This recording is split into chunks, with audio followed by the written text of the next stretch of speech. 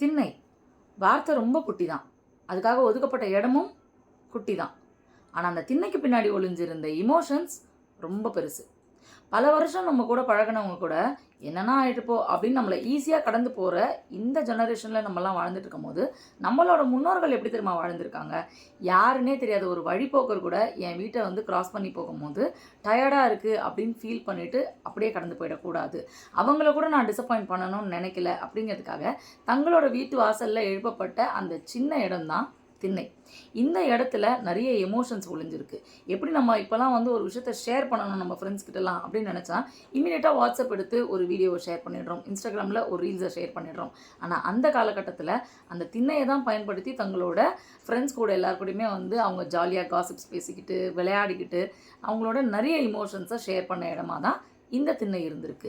இப்படி பல இமோஷன்ஸை பார்த்த திண்ணையோடு இருக்கிற வீட்டை நம்மலாம் இப்போ பெரும்பாலான இடத்துல பார்க்க முடியலனா கூட இந்த திண்ணை வைத்த வீடுகள் வந்து இன்னும் பல கிராமங்களில் கொஞ்சம் கம்மியாக இருந்துட்டு தான் இருக்குது.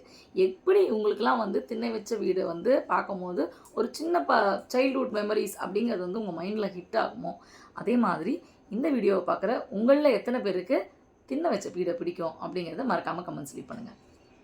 நன்றி.